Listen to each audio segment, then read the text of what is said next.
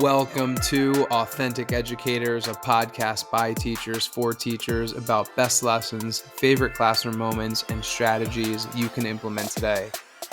April is National Poetry Month, but teacher and author Brett Vogelsinger thinks poetry should be read, enjoyed, and utilized as an instructional tool year-round. My name is Dave Brown, and in today's episode, Cody and I are joined by Brett Vogelsinger, a veteran English teacher and author of the book Poetry Pauses, Teaching with Poems to Elevate Student Writing in All Genres. Brett joins us to share practical tips for including poetry in daily lessons and to share insights from his aforementioned book. Brett's passion for poetry is evident in our conversation. He even modeled a poetry pause mid-episode when we stopped and enjoyed his reading of Instructions on Not Giving Up, a timely poem for the spring. We hope you love and are inspired by this episode as much as we were. You can learn more about Brett at his website, brettvogelsinger.com, also linked in this episode description. And we thank you for tuning in and enjoying our conversation. Enjoy. Well, welcome. Cody and I are here today with Brett Vogelsinger, who is an English teacher of over 20 years and an author. He has his second book coming out today. And before we talk about what I'm sure will be a conversation about poetry practices, and maybe we'll get into AI, which is what Brett's next book is about, I want to ask a fun question to you, Brett, related to something we were all just talking about. Cody started his career and spent most of it in high school and switched to middle school. You spent the majority of your career in middle school, and now you're 2 years in teaching high school English. Give me like an elevator pitch length reflection of what that's been like. Well, my initial intent was to teach high school when I came out of college, and I took the middle school job thinking I'd move as quick as I could. But I ended up loving middle school a lot. And one thing, I enjoyed it for the 20 years I was there, and I'm enjoying high school and the challenges it brings now that I'm here. So no complaints on either end. But I really want to just shout out the fact that middle school kids are so malleable, so changeable within the course of an academic year. That's one thing I miss. Yeah. On the other hand, high school kids can be really capable and mature sometimes in thinking about topics that you're discussing. So I'm really enjoying that aspect of high school too. That sounds like a great response. And actually, I spent for the first time ever in my career half a year last year in a middle school, and that was I definitely enjoyed it more than I maybe expected I would have, but it also taught me. I think I'm a high school guy, so very cool. I guess that everybody here has had a blend of that switch literally within the last 2 years or so of Yeah. doing something different. Brett, you obviously, having perused some of your book, Poetry Pauses, and just seeing what you put out there into the world, you're really passionate about teaching poetry. Your first book is Poetry Pauses. You and I had a conversation the other day. I actually said to you, I said, Brett, it'd be really cool to talk to you about poetry in April. It's National Poetry Month. And I loved your response to me because you said, well, yeah, what I'd actually like to talk about is let's not do this for just this month. So why don't you speak to that idea of doing poetry more than just the 1 month that we celebrate it in April? Yeah, I do. I love the fact that everyone falls in love with poetry in April, in the English teacher world. And beyond that, elementary school teachers do a lot with it as well. And so I appreciate that because if we didn't have that month, I think it would completely be sidelined by longer genres and maybe even easier genres, you might say. But what I like about using it all year long is that we get to see how students can become much more comfortable with poetry when it's just part of the routine of their life. And it's short enough that you can get a lot of exposure in, not much class time invested. So I first got the idea, and I share this at the beginning of Poetry Pauses from Billy Collins' Poetry 180 back in the early 2000s when he was poet laureate and he was sharing, hey, what if we just read a poem, one poem a day in American high schools? And he didn't even advocate doing anything with the poem. But my book's called Poetry Pauses, Teaching with Poems to Elevate Student Writing in All Genres. And so I kind of walk the line between not what Billy Collins said, just sharing to share, which I think has value, and not teaching poems per se either, or making them the centerpiece of the lesson. But teaching with poems and using them as a frequent, and for me, it's daily. I don't think it has to be daily, but using it as a frequent part of our instruction so that we can run laps with skills, we can admire beautiful language more often, and transfer some of that beauty that's created in poetry into other forms of our writing in the classroom. So that's why I'm passionate about it. I really like how we can take away the fear and reap the benefits of beautiful distilled language. How do students respond to the information that we're going to do this basically every day? And in my career, the word poetry sometimes evokes smiles and excitement, but often frequently evokes groans and eye rolling. So how have you, sort of pitched it to students and made it become part of the routine other than just obviously doing it all the time? Right. Almost always the first reaction is negative. Um, they're not at the beginning of the year, so they're they're a little more polite, but you can see it Yeah. that they're not really fond of that idea. And almost always by the end of the term, whether that's been a year or now that I'm teaching a semester schedule, it's positive. And you hear about, you see a student in the hallway you taught the previous semester, and they're like, "I really missed poem of the day." Mm, So the poetry is what wins them over. It's not really me. We're using a lot of poems and we committed to it. I want to say that I remember that a lot of students have one of two extremes in their experiences with poetry before they come to my class, and that might be using it only as a means of like uh, soul-bearing self-expression and a creativity, which I mean that has its role. That's part of what we can do with poetry. Or on the other hand, sort of wringing out every literary device we can find and reading it, you know, right, to the point it's a little nauseating. And so, right. and that's the over-analysis of a poem. And so I really think part of what wins them over is saying, hey, today we're going to look at this in the poem. Today we're going to look at that in the poem. Today we're just going to talk about why it works or what you like or don't like about it. And so there's such variety that it doesn't feel like it's onerous over the course of a term. You mentioned Billy Collins, and I want to come back to him. Two poems come to mind I'm going to reference, but a comment because I love what you just said.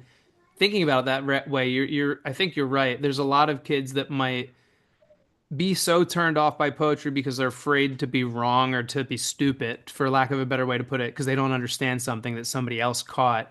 And also, Right. they might just not, they might associate it with this sort of deep, vulnerable expression, which, like, that really is not what poetry has to be. And two poems to connect the dots to, they're both Billy Collins. One, because I used to love doing, I didn't do it every single day, but I loved Kelly Gallagher's 180 Days and tried to and I missed this because I got 2 years of my practice where I did this, but then had a lot of career shifting. But man, that really was that along with book sharing with kids became like revolutionary English teacher practices. I felt like, but there's the Billy Collins poem, and you and I talked about this, Brett. I'm trying to remember what it was, where he talks about like tying a poem up with a hose and beating it to death. Yeah. Which Tying it poem to a was that? chair and beating it with a hose. That's it's Yes. Introduction to Poetry, I Right, think. and so I would normally lead with that, read that, sort of let it ruminate for a little bit, but just get the idea of like you don't need to shine it up to a light all the time. And I think about Billy Collins. I mean, I remember probably because it felt inappropriate the first time I read it, but it was the best cigarette, and it's a poem about the best cigarette, and it's like, oh, this isn't about something beautiful, or maybe there's something beautiful in it, but like, but it just, Yeah. I mean, you could literally write a poem about a water bottle if you wanted to, and it doesn't have to be deep. It could just be a moment. It could be a vignette. It could be an observation. It could be a thought, and I think it actually allows for amazing micro writing too about one thing, whether that is a vignette or an image or a metaphor or simile, but not every single thing all in one shot, which is too much. So how Exactly. does the is it literally, first thing in class, Brett, that you do? Like, can you talk us through for our listeners in terms of if they're considering adopting, some variation of the practice that you employ, what does that look like in a nutshell? Yeah, almost always it's the first thing we do. Many times it will speak to a little skill we worked with just the previous day. So I'll give an example from this week. We were working with semicolons and colons, how to use them in sentences. Hmm. And I had a poem, Lost by David Wagoner, that's about being lost in the woods, but then questions, are you really ever lost if the woods know what the woods know? It's kind of a sort of mystical nature poem. But the whole thing's written in sentences and sentence fragments, punctuated with periods. And so we started, I'm like, hey, let's read this poem. It's a great poem for the spring, with all the trees coming back to life. We read the poem, and then I'm like, okay, on the interactive whiteboard, somebody come up and show me where would you put a colon instead of one of these periods to like emphasize something that comes afterwards, like we talked about yesterday. Where would you alter this poem a little bit? Oh, And that's so that's cool. like one little, and then, okay, let's get another nomination from somebody else. Come up and put it on the whiteboard. Okay, let's get a third. And then let's talk about which of those three, why you chose it, which one the class likes the best. And now we're sort of, picking up where we left off with colons, Right. being creative, doing a little bit of writing practice collectively. And we've also read a beautiful poem that fits the season. So like it really does check a lot of boxes right away. It's not every day is at the beginning of class, but I would usually have a reason why I'm moving it till later if I'm going to do that. Do you give the kids the poems via paper? Do you give it electronically? Is there some place where they can kind of have the year's worth of poetry in an easily accessible thing, or is it a day by day process for you? So yes to everything except the last thing you said. So some days it's on paper and they're taping it in their writer's notebooks. I've actually done a little less of that in high school than I did in middle school, but I having this conversation reminds me of the value of that, being able to Right. flood it with like handwritten comments. Many times it's on we have the big touch screens, but in the past that was on the projected, right? Hmm. The The back whiteboard. in the day, Yeah. the overhead projector, but not anymore. The projector that Yeah. we would use prior to that. And other times it's in OneNote where I can distribute it and they can annotate it, with a partner on their computers. So it really depends on what the aim of the lesson is and what I want the interaction to look like. The one I just described was in the screen in the front of the room. Brett, to what degree do you have kids then? Well, first, I love that activity of them like being like, "Hey, you can mess with this poem. You can add something here. You can change this. How would you do this?" Yeah. I love And that. I really like that. It's playful. To what degree do you have kids engaging with like writing poetry or some version of maybe not a full poem, but a line or whatever it would be? Yeah, pretty often. So they write poetry quite a bit because I think that the skill of writing a poem can transfer easily into their other writing. And the more we often refer to our favorite writing as poetic. So when um, if the author of anything is gifted with words, we're going to use the word poetic to describe their work. Yeah. So I do try to have them write poetry often enough without, again, consuming the whole class period or making it all have to be great. Even Yeah. writing, mediocre poetry is getting us to think about the rhythm of the language and the diction. Yeah. One thing that I'll do that's a real simple trick to use is you might take a poem that has a memorable first line and then carve out like the end of that line and just say, hey, start your own poem that's a spin-off poem on this. So like Oh, nice. Clint Smith's Something You Should Know. Um, so his title is Something You Should Know, and then his first line begins, Is that I used to work in a pet store, and then he goes on with his story. And it becomes a poem about vulnerability and feeling bad for the hermit crabs that don't have a shell. And anyway, I love so it. Fair. I basically say like, let's copy his title and then do is that Yeah. something you should know is that, and then write about yourself. Tell me something about you. But we've got the model in front of us. They're writing in their notebooks. Um, and then try to make it move. Billy Collins talks about that a lot too. Can you make movement from point A to point B in a story? I just heard him in his master class talk about moving from Kansas to Oz in a poem. I It's a great love that. metaphor of like going from someplace sort of ordinary to someplace magical in a poem. So yeah, I'll give them that's an easy one. Pick a first line, Yeah. and then build off of it. Another one I might say is, can you find a favorite line in the poem and use that as your first line? Use that as your springboard, and then we can always put like many published poets do after Clint Smith or after whatever poet we're borrowing from to give credit, of course, for their little inspiration. I love the use of the mentor text there, right? Where I feel like it's a safe space for the kids, the ones that are super poetic and creative on their own.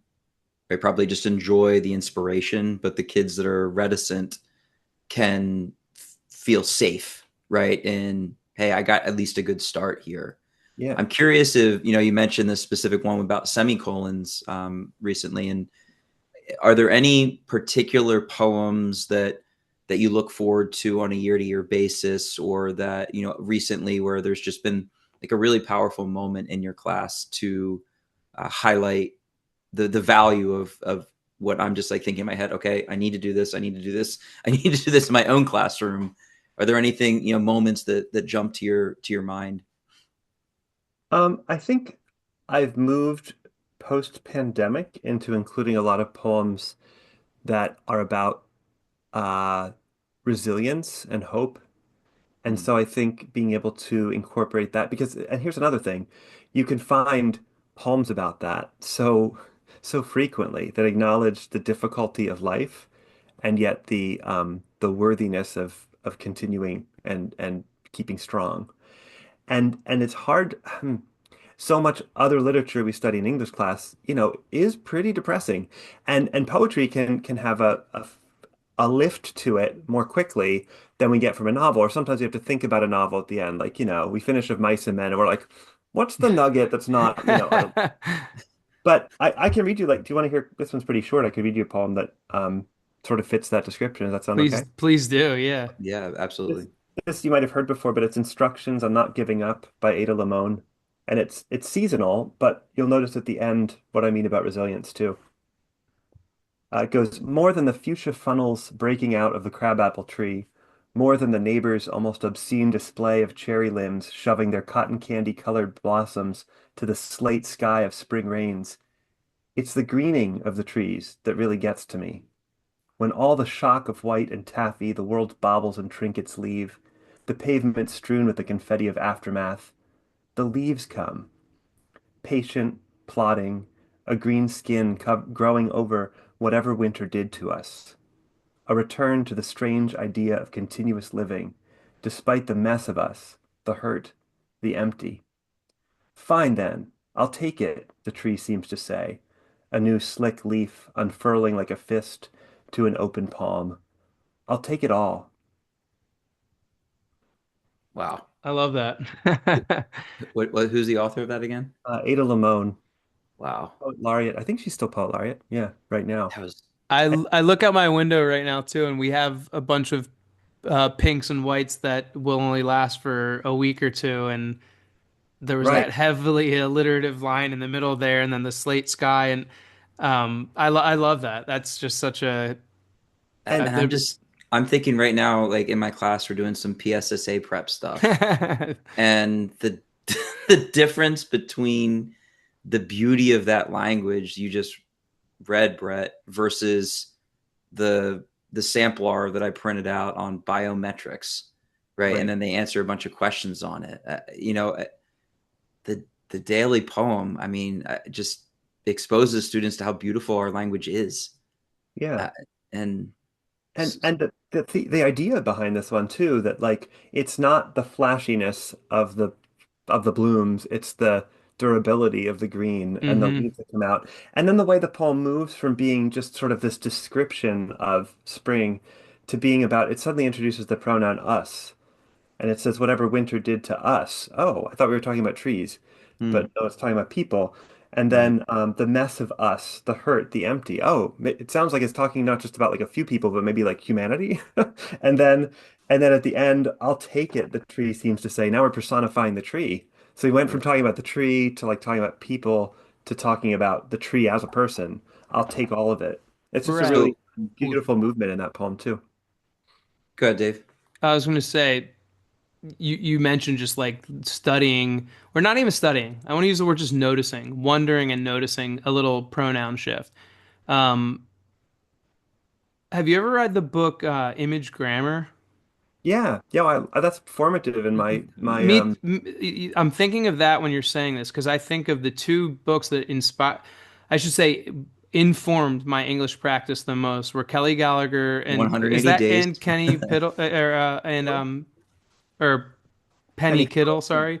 That's 180 days, and the other is Yeah, yeah. image grammar, and something I used to love to do that was really borrowed from that would be having kids read a poem and then circle every verb in the poem, Yeah. and then like look at the power of a verb, and then Yeah. find situations where you can maybe replace one verb with one that communicates something a little bit more specifically. Or then it could stem off in all of the power of adding like absolute phrases, heart pounding, Right. palm sweating type of things, Hmm. sort of inserted in a line, or I think the whole first chapter was a metaphor for brush strokes and about Yeah. how the best writers write with a brush. There's a palette, and they sort of went through all these almost parts of speech, things like participles and absolutes and action verbs and adjectives shifted out of order if I remember correctly.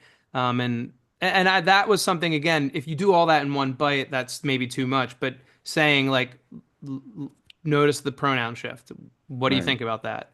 Or notice the verbs. What do you think about that? So, I think that's such a powerful thing about poetry too, is that you can wonder and be curious and ask questions, but it doesn't have to be threatening. And yeah.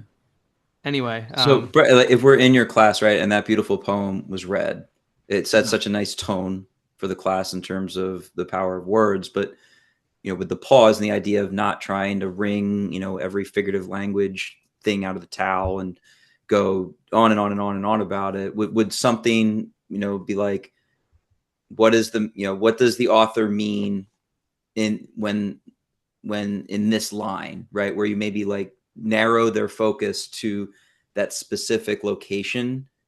So in this poem, like maybe it's the pronoun shift, like, or is that the type of activity Oh, yeah. that you cultivate, right?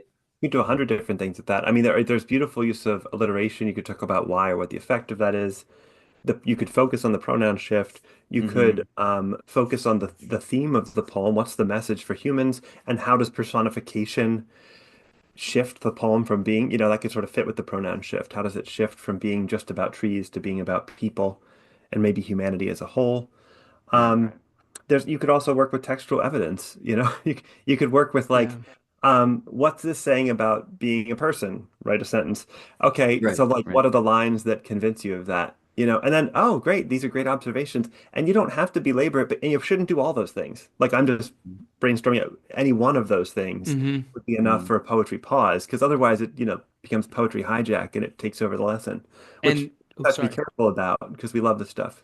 The premise, I guess, too, of the poetry pause is short and sweet, Yeah. impactful, and move on. Exactly. Yeah, you don't want to do too much. One You thing I talking just like 5 or 10 minutes? Is that kind of yeah, like, the when I taught, listeners? go ahead. Yeah, was that kind of like the target range? Because you can't do it in 30 seconds, obviously. But No, what is sort of your sweet spot that you found? Obviously, it's going to be different I from think day 10 to minutes day. is But great. I think 10 minutes is great. They can write something in 2 or 3 minutes. And when I right, taught a 50-minute block, I kind of had to keep it to 10 minutes. okay, Unless the poem there were days the poem was the lesson, right? They could grow beyond that. But I would always sort of tell them that so they weren't like, when is he moving on? Like, no, no, this is the lesson. This is today.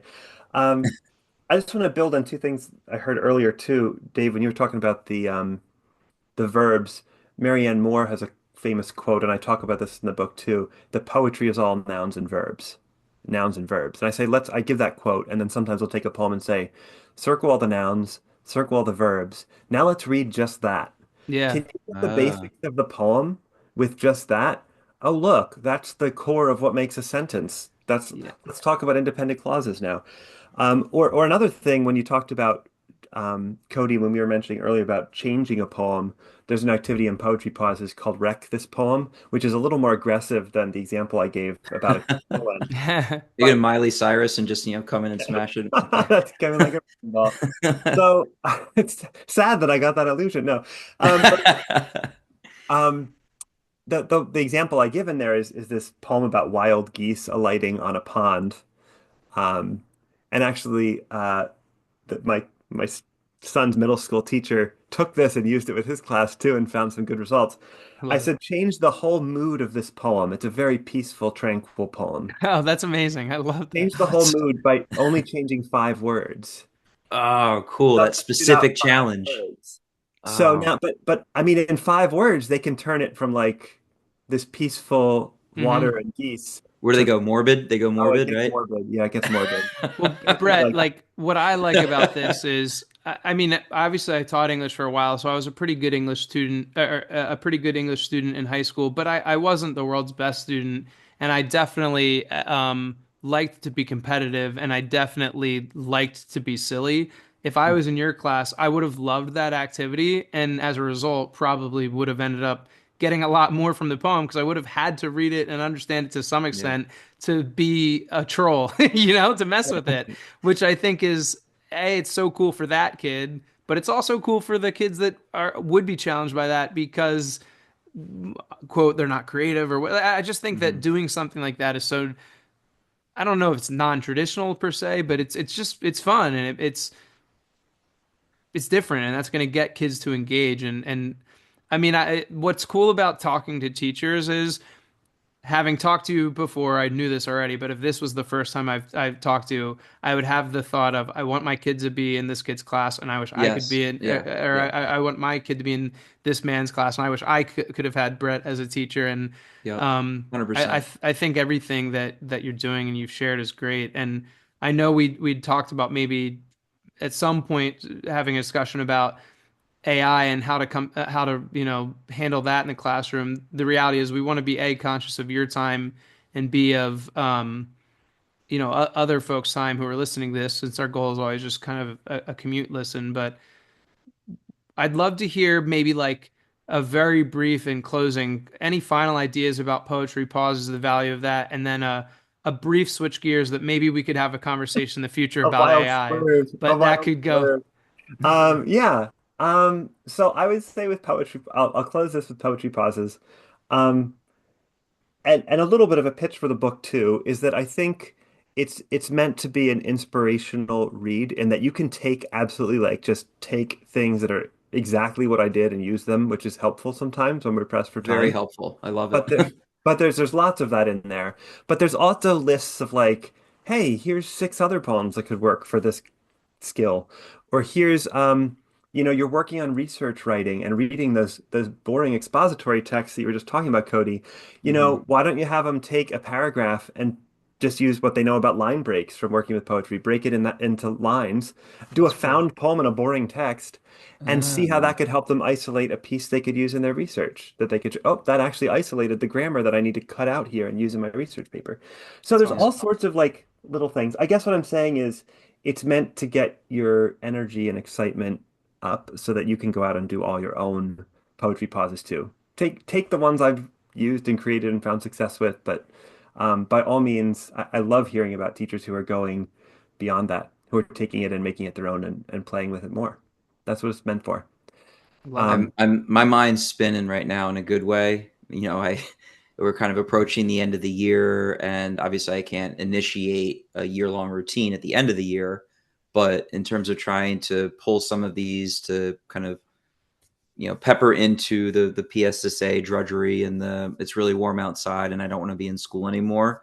So I'm excited and grateful for you kind of stoking that fire in terms of how I'd like to approach things and really next year I want to figure out a way to do it. Middle school It does love. Middle school it's they'll show their love for it faster than I. I found correct, in high correct. Yeah. school, but I second guessed myself a little bit when I moved older. Got a That's little so scared. cool. Yeah, But no, they just have a mask a little more, and that's yeah. by the way a poem they love. We wear the mask by Paul We wear Armstrong. the mask. Cool. Yeah, gotta look that one up. Anyway, Well, thank you so much for your time, Brett. Oh wait, let's not cut him. Was he gonna have a final? Sorry, Oh, AI. yep. We're I oh don't know if he okay. was So I'll A give transitioning little you to. teaser, maybe. I'll Yeah, give you yeah, a 2 sentence teaser on. Yeah. yeah. Yes. So my book Artful AI comes out in on June 3rd. And that seems might almost seem to people who know me as a betrayal. Like, oh no, how could he be jumping on this bandwagon? I'm not. I love writing, and I think that it's possible to have a stance and an approach to AI that neither bans it and hates on it, even though there's plenty to be very, very concerned about. Hmm. Um, I think it's possible to have a stance that doesn't just say, I hate it all, take it out to the curb, and is also not an enthusiast who says it's going to like solve everything, change everything, and acknowledges it has the potential to really erode students' skills if we're not careful. What the book does is looks at how different stages of the writing process we can articulate to students why or why not AI might be useful to them there, that we can listen to students. There's a lot of interviews with teachers and students in the book of all different levels and backgrounds and geographies Oh, as wow. well, and practical lessons that you can try and use as you navigate this new world. And one last thing, it begins with Mary Oliver poem on like the first few pages and ends with T.S. Eliot. So there is poetry embedded in this book too. Love it. Well, the final thing I'll say is just I remember I was in the hallway for anybody listening. Brett and I work in the same school, um, and you were talking to a kid. Actually, you and I were talking, and a kid came up to you. This was last school year. I don't even know if you'll remember this, but the kid came up to you and he was like raving about an image that he had AI make that was like a recreation of a scene from The Crucible, and I think you maybe had an assignment. So that seemed just from me overhearing or overseeing something, it seemed like a really cool way that you were like, I guess the word is saying embracing it, but like using it. I'm sure there Artfully. was We're something trying to use teachable it there where artfully, you, yes. what's that? What's that? You said we're trying to use it artfully. That's the word I've arrived Art, at. yeah, Yeah. art, right? You know, but the kid had to, I'm sure there was a discussion there about, well, you have to prompt this, you might have to then re-prompt it, you might have to give it more specific details. I'm sure there was really cool you know, conversations that went to play there. But Cody, I'm sorry I stole your thunder. No, I'll let no, you take us out. it And would have been remiss for us to not bring in yeah, Brett's book and coming out in June, and Brett, I was I just sorry. I was going really to say think just thank that you. Yeah. hopefully this foreshadows a future episode where we can kind of dive into some of the things that you found and are using there, because I know AI is a topic that is relevant for every human on the planet, but Yep. particularly those of us in the education sphere. And if it's anything like the tidbits that I'm hearing from your book about, poetry pauses, I have to think it's going to be a gold mine of really actionable and helpful things. So thank you so much for your time. We both really appreciate it. And for joining us on Authentic Educators, a podcast for teachers by teachers about best lessons, favorite classroom moments, and strategies you can use today. Thanks again, Brett, and enjoy the end of the school year. You too. Thanks. Thank you for listening to our conversation. As always, reach out to us at AuthenticEdPod@gmail.com if you have any questions or great ideas you'd like to share. If you enjoy what we are doing, the best way you can help is to subscribe to, rate, and share our podcast. Our goal is to reach and help as many educators as possible, and that cannot happen without folks spreading the word. We appreciate your support, and thank you again for listening to Authentic Educators.